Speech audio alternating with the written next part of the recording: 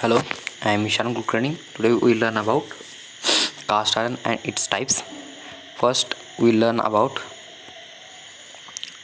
type of the grey cast iron, and according to the matrix, the grey cast iron is classified as follow. First is a ferritic grey cast iron. Second is a pearlite grey cast iron. According to the types of the flakes, the grey cast iron is classified as A type, B type, C type, D type, E type flakes. According to the length of the flakes of the A type flakes, the grey cast iron is classified. Now we discuss about the ferritic grey cast iron. This is formed by decomposition of the eutectic and eutectide cementite. This is done by slow cooling and increase the amount of silicon and carbon in the cast iron. How to create a ferritic grey cast iron? By decomposition of eutectic and eutectide cementite. And how to decompose the eutectic and eutectide cementite? By slow cooling, and second by increasing the amount of silicon and carbon. Now we discuss about pearlite grey cast iron. Here the decomposition of the eutectic cementite, but here the decomposition of the eutectide cementite is not occur. How to avoid the decomposition of the eutectide cementite? By rapid cooling or control the amount of silicon and carbon. Now we discuss about application of the ferritic and pearlite grey cast iron. Ferritic grey cast iron is very soft and it has undesirable properties, where pearlite grey cast iron is strong and it has sufficient strength than ferritic grey cast iron. So ferritic grey cast iron is not desirable for engineering application, and pearlite grey cast iron is desirable for the engineering application. This is the microstructure of the pearlite grey cast iron, where black region is a pearlitic and flex shaped phase is nothing but a graphite flex. This is the blur image and this is confused, so I do not explain it. I explain this microstructure. In this microstructure there is a white region is nothing but a ferrite phase, and black region is nothing but a pearlite phase, and here graphite flakes are also present. Here ferrite and pearlite both phases are present, so it is nothing but a ferropearlitic grey cast iron. This is the ferritic grey cast iron, where the white region is a ferrite and the black region is graphite. Here eutectic and eutectide cementite are decomposed, so ferrite and graphite also present here. Next we discuss about type of the grey cast iron according to the shape of the flakes. Now discuss about it. This is the uniform distribution of random orientation. This is the roadside grouping of random orientation. This is superimposed various size of flakes of random orientation. This is interdendritic segregation of the random orientation. This is interdendritic segregation of the preferred orientation. Let's start the discussion in detail. First we discuss about A type flakes. This is nothing but a uniform distribution of the random orientation. Discuss a second point. It is desired type in the grey cast iron. Third, due to the correct inoculation, there is a high nucleation rate. This is most important point. Fourth is it has a eutectic composition. This is also important point. Next, we discuss about type of the flex. Type of B type flex. The B type flex is nothing but a roadside grouping of random orientation. The roadside grouping of random orientation is present in the mottled cast iron as well as in the malleable cast iron. Roadside grouping of random orientation which is present in a malleable cast iron show the desirable properties, and in the mottled cast iron shows the undesirable properties. Next point.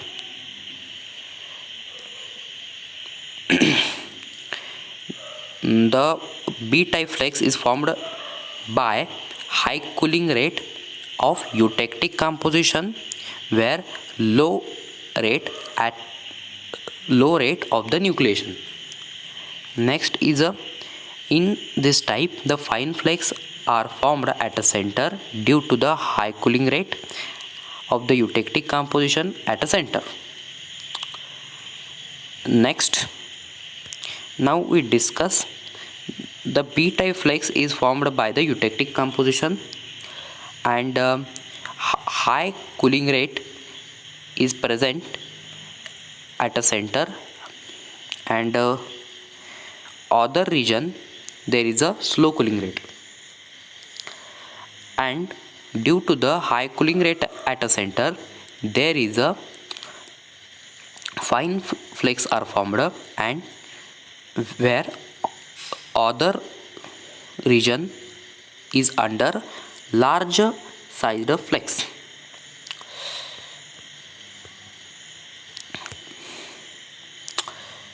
Fifth point, due to non-uniform distribution of the flakes create in the cast iron, so such type of the flakes are non-desirable for the engineering application. This type of flakes is avoided by the addition of silicon and carbon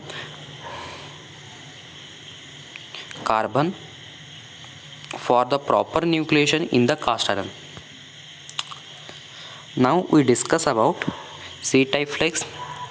This is known as a superimposed various size of the random orientation. Next type is it is consist of the superimposed large straight flex and large amount of finer flex.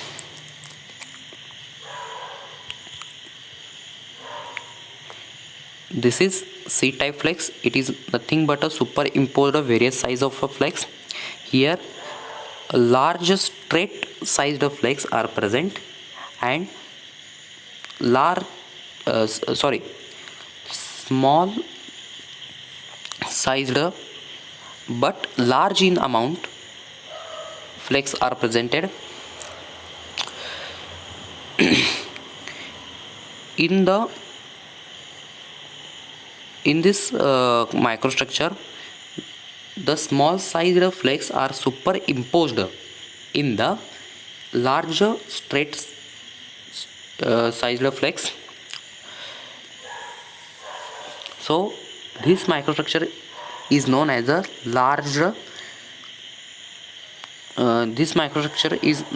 a superimposed various size of the random orientation.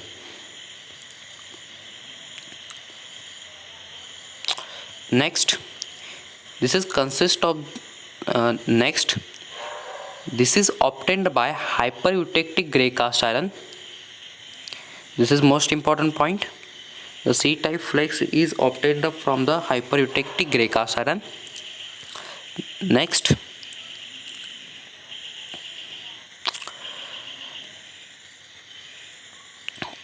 the C type flex reduce the physical properties, so it is not used for engineering application.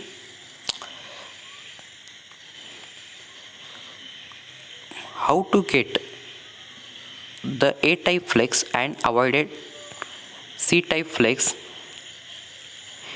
This is done by addition of steel scrap in the melt. By addition of steel scrap, we can promote the formation of eutectic composition. This is nothing but a A-type flex. Now we discuss about D-type flex. It is known as a interdendritic segregation of the random orientation. Second point, this is formed due to the presence of titanium, rapid cooling, high purity means hypoeutectic alloy where less nuclei is present. Next point, this formed full pearlitic matrix which not desirable for the cast iron. This is avoided by slow cooling or by addition of inoculant.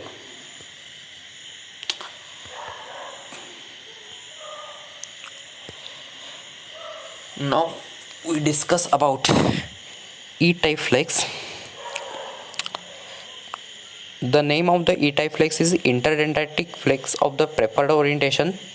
Due to preferred orientation, it has a low physical properties, so it is undesirable for the cast iron and it coarse austenitic dendrites and interdendritic of graphite flex.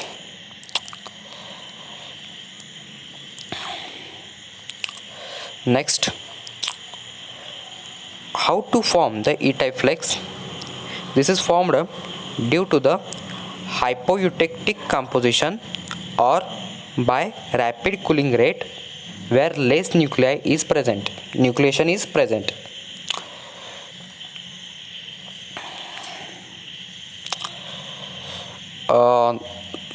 Third point, this is E-type flex is avoided and acquiring the A-type flex by addition of inoculation or by slow cooling process, and due to this process we get austenitic dendrite in the fine size and fine flex of the graphite such as A-type flex.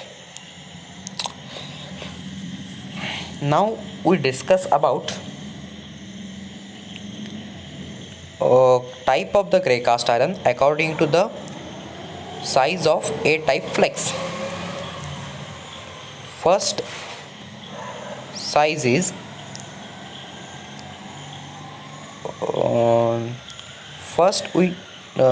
in the first column there is a AFA ASTM flex size number.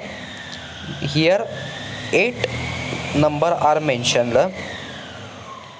and in second column length of the longest graphite which are measured in inch at 100 time magnification. This microstructure has 100 time magnification. Now we discuss about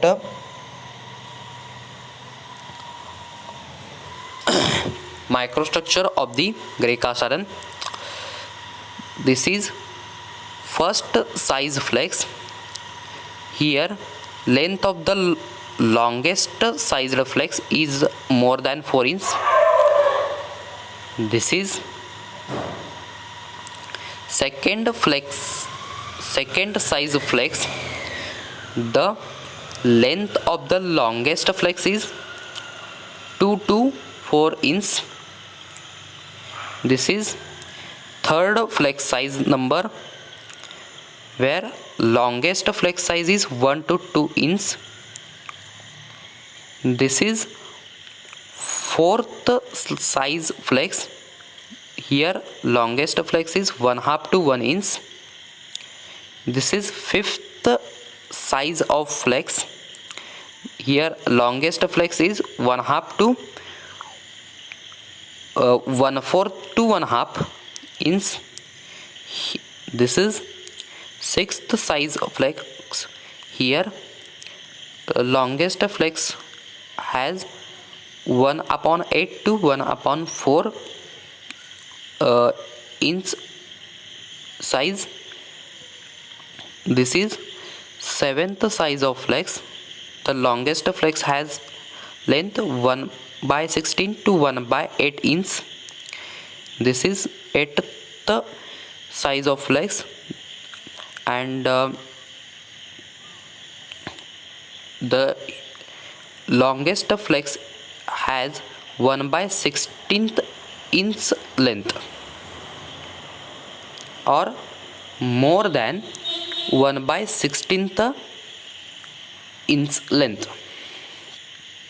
Now we discuss about chill test. Chill test give the information about hardness, strength, and chilling tendency of the different thickness of the metal. This information cannot be given by spectroscopy. Next point, this test give the information about a necessary to change the chemical composition in the melt before the pouring. Before the pouring, chilling test should be conducted to get information about the properties of the grey cast iron. Now discuss the chilling tendency. First point is low thickness show the white color, medium thickness show a incomplete white or incomplete grey color. Next, higher thickness show complete grey color.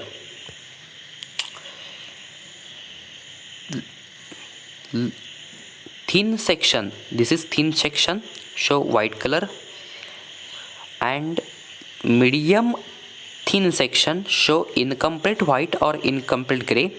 This is nothing but a mottled, and thick section show grey color. Now we discuss about a process of the chilling test. First point is the molten metal of the specific temperature and specific composition is poured in the mold which has triangular shape. Next point, cool the melt up to the red color in the mold. After cooling up to the red color, it should be dipped in the water. First dip thick part and gradually dip thin part. Next, later this part cut horizontally and measure the white portion and manage the proper inoculant according to the necessary. Next point, now we discuss about the inoculation. The properties of the cast iron is depend upon, first is the chemical composition, second the cooling rate, third amount of the nuclei.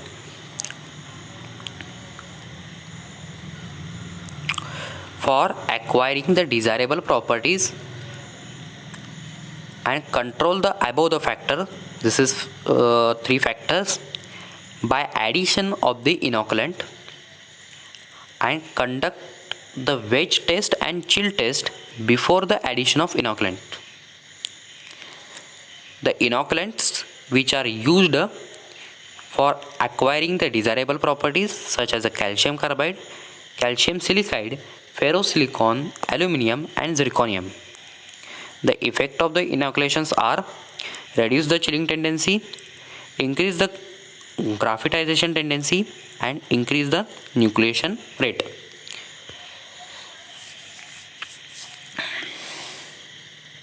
Next, we learn about properties of the grey cast iron.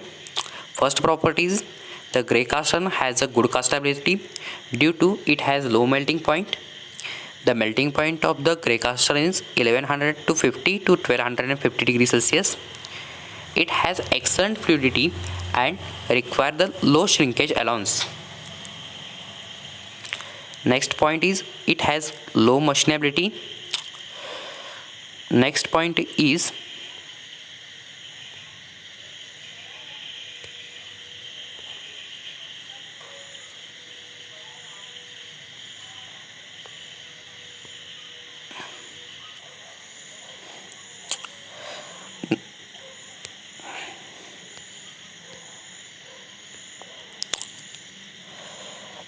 now we discuss about third point. The grey cast iron has a high damping capacity.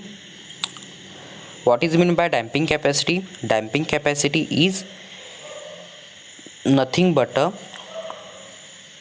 the avoiding the conduction of the vibration in the metal, means the vibration is not allowed from one side to another side. And how to possible to avoid the vibration, avoid the conduction of vibration? It is possible due to graphite flakes which are break and the continuity of the metallic matrix. Due to break the continuity of metallic matrix, the graphite flakes are breaked.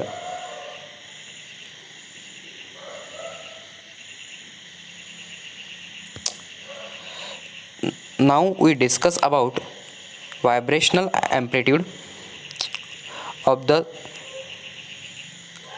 steel. This is the vibrational amplitude of the steel.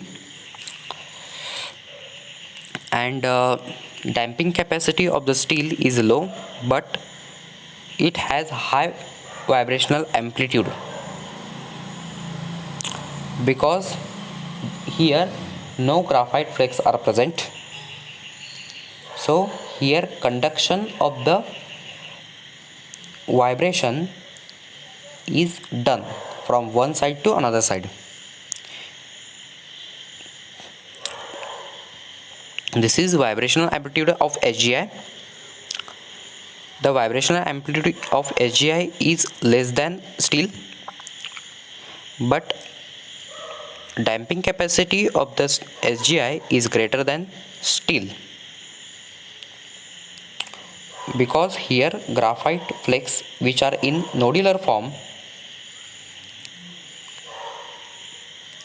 this nodular formed graphite break the metallic matrix, continuity of metallic matrix. Next, this is vibrational amplitude of the grey cast iron. The vibrational amplitude of grey cast iron is less than HGI and steel, but damping capacity of grey cast iron is high.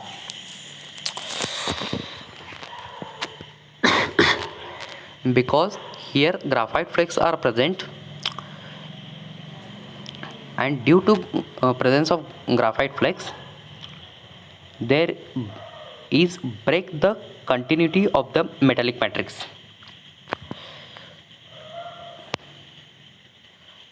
Now we discuss about fourth point, the high notch sensitivity due to large number of the flakes in the grey cast iron, and this is act as a notches. Fifth point is good bearing properties, and sixth point is compressive strength of the grey cast iron is good. Next is a tensile strength of the grey cast iron is 15 to 40 kg per mm square. Hardness of the grey cast iron is 150 to 300 bhn. Elongation is less than 1 percentage. Next, application of the grey cast iron engine pump, drainage pipe, pump housing, and fourth is cylinder and piston of IC engine.